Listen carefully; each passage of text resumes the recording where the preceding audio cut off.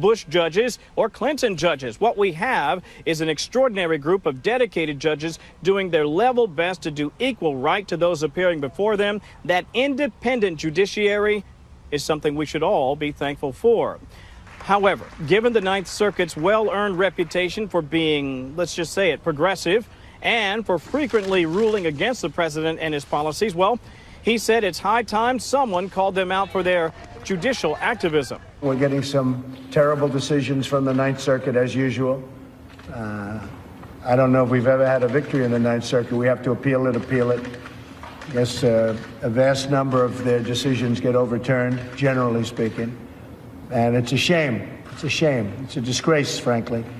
And essentially, they're legislating, and it's not right. And it's been going on like that for a long time. We have to use some common sense. This Ninth Circuit, everybody knows it. It's totally out of control. Meanwhile, online, Chuck Grassley said this. He said Chief Justice Roberts rebuked Trump for a comment he made about a judge's decision on asylum.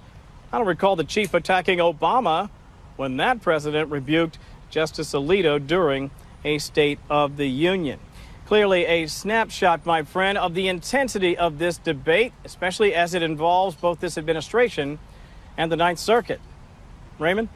Thank you, Kevin. Joining me now are three legal experts: former U.S. Attorney Joe DiGenova, former federal prosecutor David Katz, and criminal defense attorney Jonah Spilborn. Thank you all for being here. Joe, I want to start with you. Your reaction to Chief Justice Roberts scolding the president and insisting that there are no partisan judges, Joe. Well, I think the Chief Justice's comments were blatantly inappropriate.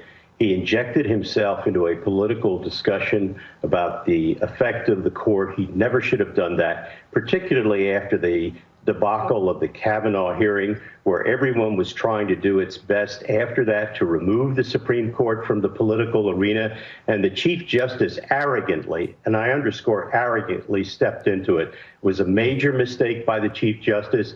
And of course, you notice he's been quiet now because he realizes that he did make a terrible mistake. Whatever he may have thought of the president's remarks, it's not his responsibility to rebuke the president of the United States, which is exactly what he was doing. And after sitting there in January of 2010 and listening to President Obama rebuke him and the rest of the Supreme Court for their decision in Citizens United, when he said absolutely nothing to defend the integrity and independence of the court, for him to get involved in this was absolutely abysmal judgment. Joe, I want to show people that moment. You referenced it, Senator Grassley as well. I want to take everybody back. This is 2010, when then President Obama publicly called out the Supreme Court's Citizens United ruling and wrongly stated a few facts. Watch.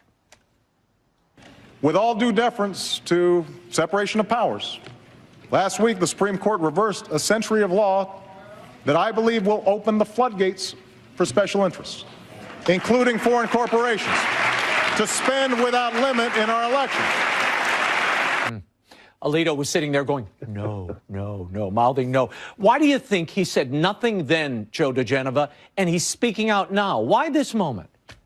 It was very, very simple. President Obama was a Democrat, and President Trump is a Republican.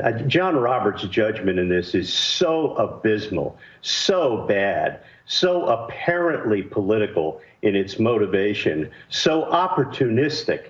It really is appalling. I'm embarrassed for the court. I feel very sorry for the other members of the court. And I really think the Chief Justice has made a major, major mistake with regard to talk about he himself now has undercut the independence of the court by becoming involved in a political discussion. It's a very sad day for the court. Thank you, Joe. John, I want your reaction. Do you agree with Joe DiGenova? Do you think that this is raising the political temperature rather than lowering it? 100%. And I want to know, first of all, the Chief Justice is talking out of school, because yes, we do have Obama judges and Clinton judges and Trump judges. But where was the Chief Justice when Ruth Bader Ginsburg was calling the president a fake, a phony, and openly criticizing him? Where was the rhetoric then? It did not exist. David? Your thoughts? Well, Chief Justice Roberts is one of the most admired public servants in America, and that's regardless of party. Someone had to come to the defense of the judiciary. We have an independent judiciary, which is the crown jewel of our rule of law and our system in this country. This is not the first time a president has called out the Supreme Court. Jefferson, Madison were upset with their appointees. FDR was going to pack the courts. What's different this time? With the president disagreeing with the justices. I guess the justice is speaking back. Well, I guess President Lincoln actually increased the court to 10. They don't call that court packing, but President Lincoln increased the Supreme Court to 10. So it's come and it's gone.